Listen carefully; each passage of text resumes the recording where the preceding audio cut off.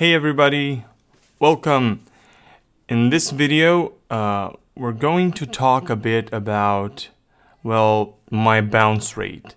Actually, I want to show you how I implemented a related articles component on my Gatsby blog, and that's mostly because I had a horrific bounce rate. I still have it, but it was over the fence. So I read a couple of articles on this thing because I didn't know for certain what bounce rate is, and I read a couple of articles on the topic, and most of the authors of those articles were recommending that you implement some form of giving people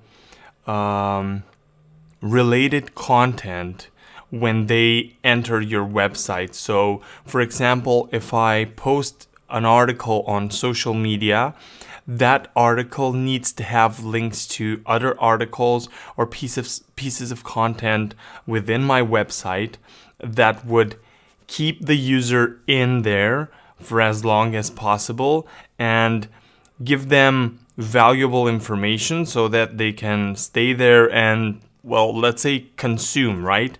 So I wanted to implement this related articles component. The thing is that I'm using Contentful, which is this headless CMS. It's amazing, but the way I have my data structured and my content models, I'll probably go over them in a future let's say episode, in a future video. But the way I have everything structured and laid out kind of prevents me from implementing this sort of related articles functionality automatically. And what I mean by automatically is actually it prevents me from using GraphQL, or at least I did not understand it fully up until this point. But I initially thought I would use GraphQL to create this related articles functionality, and I wouldn't have to use JavaScript to iterate over arrays and stuff like that. So at first I thought, why don't I add an extra field on each article I write? So on the content model of, I think it's called blog post, and just click select. It has some sort of multiple selection. So Contentful allows you, for example, to create a content model and attach it to another content model. And so you say, for example, I have my blog post and I have my author content model, and a blog post can have one or more authors, as it can have, for example, one or more categories. So I wanted to add the same thing, but for related articles. That would have been a smarter way to do it, in the sense that I would handpick the articles that would be displayed with a specific article I want to publish, but it would have been too tedious for me. So what I ended up doing, which you will see right here, I have Visual Studio Code open. So it's in GatsbyNode.js. So what I ended up doing was I ended up implementing a function that would go for each of the articles. So this is the main loop, the one that goes through all the blog posts that are coming from the API from Contentful. Inside that, when the create page call is being done, it sets a related articles property, where I set a related articles property on the context. This is available inside this template. So inside I call it post template. I keep talking about them as articles. They're articles.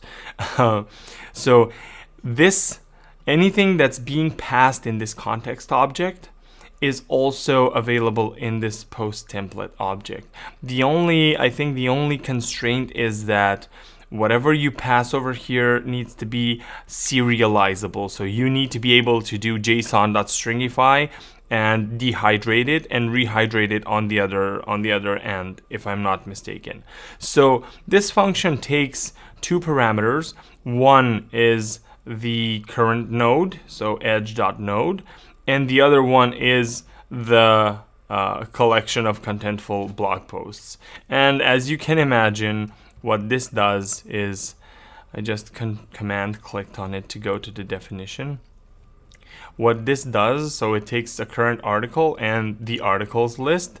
I set this constant, which is minimum categories in common. The problem is that the way I'm doing this is I'm looking at all the articles and trying to make sure that they have at least a specific number of categories in common. So in my case, many of my articles have one category in common. I would have loved to create this filtering with two categories in common, but many of the articles would then have no related posts, related articles, and so they would have no recommendations. So I have this minimum categories in common, which is equal to 1.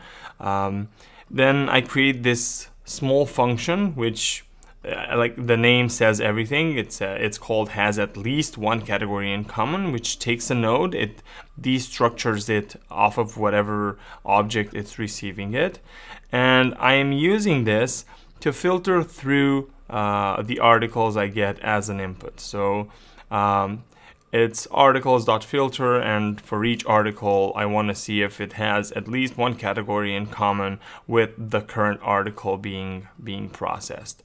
So inside I'm looking first, I don't want to iterate over or take into account my current article, because I will find it in this articles list. So if the current article ID is equal to the node ID, the current node ID, then I don't do anything. I just return false, which basically tells filter, hey, this array item is not, you shouldn't consider it. Let me just have another sip of coffee. It's early morning here. Cheers. Okay, back to it. So how did I do what's the smart in this function? I was thinking, I studied philology. I'm not good with math, but I tried to think of my fifth or 6th grade teacher when we were studying, what were they called? Collections? What were they called? Where you study like intersection, reunion, and stuff like that. And I was thinking about that operation. I was, okay, what does an intersection do? So I have an array and another array, and what I'm trying to do, and when I say I'm talking about the categories, the category arrays. So what I'm trying to do is find out whether this thing and this thing have at least one element in common, and the operation to do that is the intersection. So you want to see if the current article categories overlaps with node categories in at least one element, and if that's the case, then I would consider it as a recommendation. And none other than Lodash, like it has intersection by.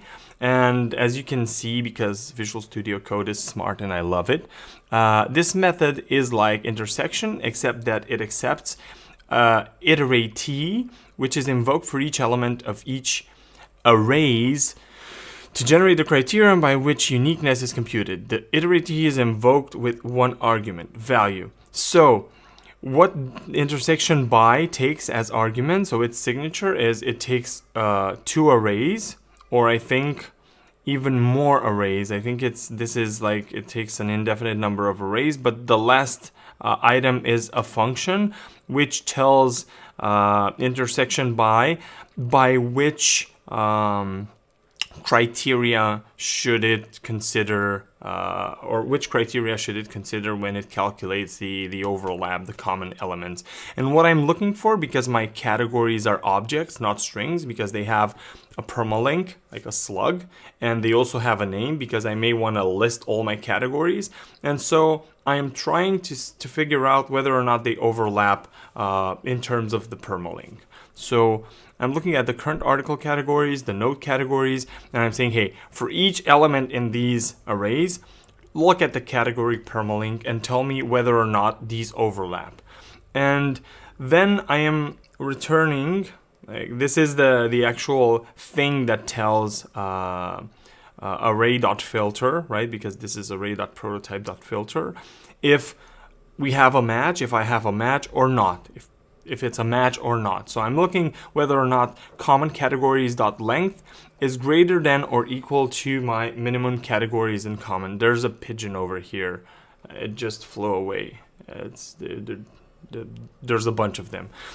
Okay, so I'm going over my articles, I'm filtering through them, and if I find that any of the articles has at least one category in common with my current article, then I will consider them and add them to this filtered results list array. Now, I have another thing. I don't want to show more than 5 recommended articles, because I think that 5 is a pretty round number, but uneven. It's an odd number. I love 5. I don't know why. It was my favorite grade in school. Like here in Romania, our grading system I think after primary school is from 1 to 10, not like B's, D's, and F. And so 5 is the passing grade, and it was always like my preferred grade. Like in university, I loved it. Okay, so if the length of this filtered result array is greater than 5, then I sort them by date descending, right? And I'm getting the first 5 elements of the lot. So what I am serving to the user is my latest content. So from these recommendations, here are the latest. I don't want to send people to an article I wrote in 2015 that might prove irrelevant. So this way I make sure that people get fresh content. And then, yes, at the end, I'm returning this filtered result thing.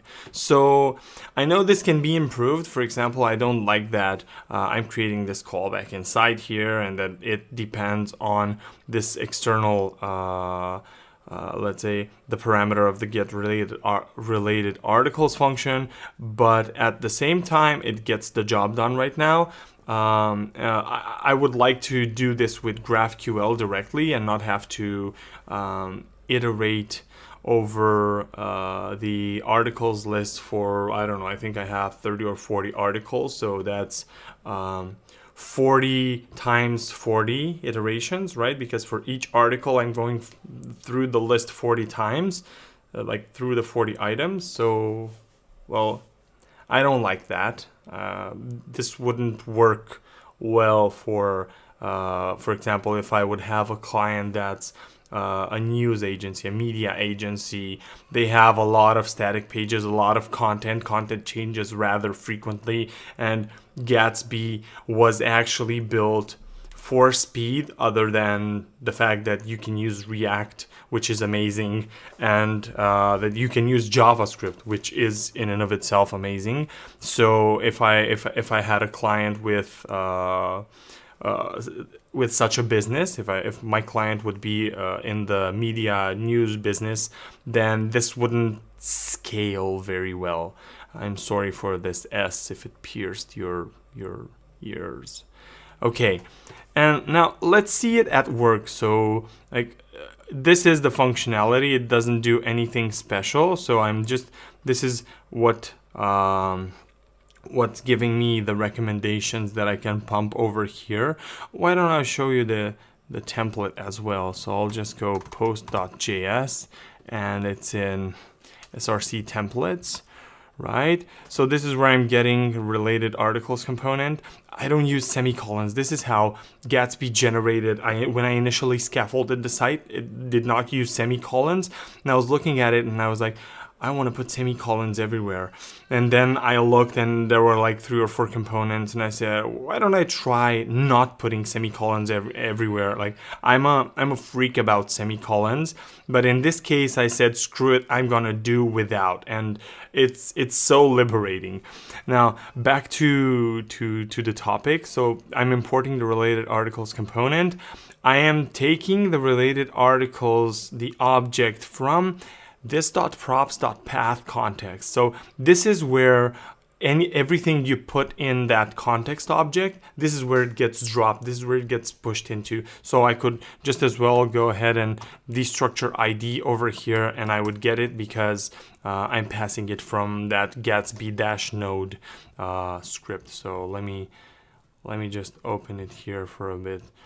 So this, whatever you put here gets passed through to the component, through to the template, to the page on this.props.path context. And then right about here, if I have related articles, then I am displaying the component and I am passing in the articles. Otherwise, I am passing in null, which results in nothing being displayed on the page. And now to move to the component itself, let me close this. I don't know how I got this thing in Visual Studio Code, if it's native or if it's an extension.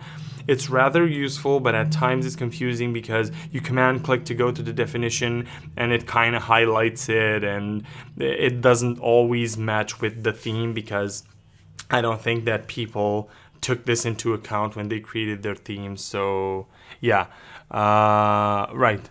So now we are right here, and this is the component related articles. It takes articles and then it just returns a section. It's something that I already had built, just that I placed some nice CSS or Sass to go with it. So it's just setting some background color, some padding, and just a nice border to go with it. So it doesn't. I'm actually, this is something that I have to remove because I think that I actually copied and pasted something that I was using for my drip form, for my newsletter form. So I'm gonna show you right now after I delete this because it's irrelevant. Is there anything about drip? No, nothing. So what this does is displays this section with some info text, and for all the articles it just goes through them and it destructures this node thing, which is given by GraphQL. You can, I think, see it in Gatsby node. So in my GraphQL queries, so all contentful blog posts, right, with whatever filtering options I have the edges and then the node, and like this is the actual article. This is for each node because we're talking about graphs for each node at the end of the graph. So where you can actually find data on the leaves, right? This is what you're going to get. So this is what I'm getting off of Contentful.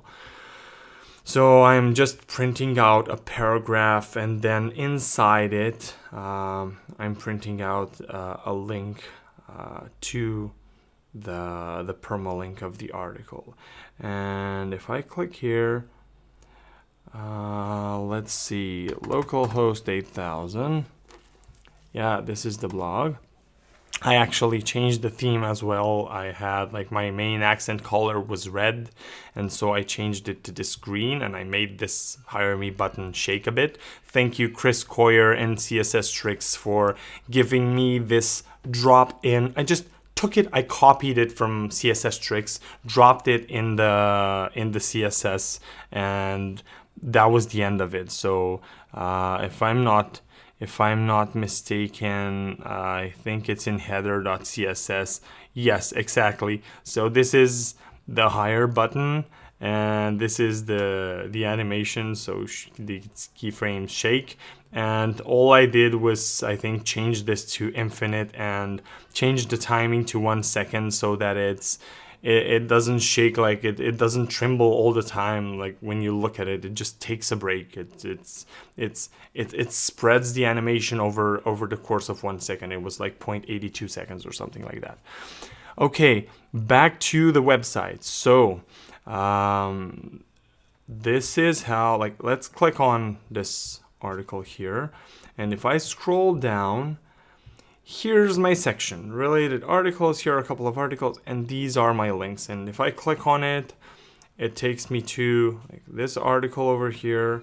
And if you look here, here's the article that directed me through this. So it also links back. So I think that also Google appreciates this, like when it finds pages that refer to each other, that means that the content is more relevant, because like A points to B, but B also points back to A. So this means that it's a full circle. So these articles belong in the in some context. They're part of a bigger, let's say, topic on your website. I'm not sure if I'm gonna leave it here or if I'm going to place it somewhere over here. And by the way, like with those newsletter things, right, this is exactly where I copied this, and I think I just copied and pasted. I need to update my sidebar section markup. I'm sure I have it in other places as well, and that's not good. Either way, like this is how it looks, and I have analytics here just to show you that. Let me refresh it. So I put this in on, I think, Saturday. So Saturday was June 23rd. And so if I compare the previous period, so I shouldn't be comparing it like this. I should be comparing from June. 4 and 4. So let me update this. So I'll just hit it again. So it's down 751%, like this bounce rate. The bounce rate, like I said, is when people enter your site, I don't know, because they found a post on social media or on Google or something like that. The post is not that relevant, or it's very easy for them to skim through, and I try to make my articles like that so that people can just bounce from heading to heading and just get to the gist of the article, because I tend to talk a lot. So because of that, like if they don't find anything relevant, they probably won't be clicking around like, hey, what does this Adrian guy have on his blog besides this article? If they're not referred to something, they tend not to click around. And so as you can see, my bounce rate already went down 7%. Hopefully I can come back with some more, let's say, progress updates, and I hope that this goes somewhere around 70%, 60, 70, something around that value. But I'd love to see it go down, and I'd love for people to get to read more of my articles once they end up on my website, because I try very much to publish relevant stuff and not just talk smack for the sake of talking smack. Either way, hopefully you enjoyed it. I don't know. Be sure to follow me on social media. I am at Oprah Rocks on almost every platform. So Instagram, Facebook, Snapchat, I think on Quora, because they don't have like specific usernames. They just give you something by default. But Reddit, like, you can find me everywhere with this handle. So let's say this is it, like Medium, right? Okay, hope you got some value out of this. I'll try to post more articles and more videos that are geared towards people using GatsbyJS. That's because Gatsby is one of my main and favorite tools of 2017 and 2018. And I want to share the knowledge. I want to share with people what I've learned so far working with it. For example, I think I could do a video on how to create a podcast XML whatever file that you can upload to various podcast streaming services providers, or whatever they're called, iTunes, right? How you can do that with Gatsby automatically. So you can just upload a new episode of your podcast, and just as your sitemap is automatically generated, you could also generate your podcast XML file that is linked to iTunes. And so iTunes can pick up that you published a new episode. And so that way it syncs your episode in their database and it shows up. And then something like Overcast can pick up, because Overcast is scanning iTunes for new episodes and for new podcasts. Okay, that's a lot of talking. See you guys in the next one.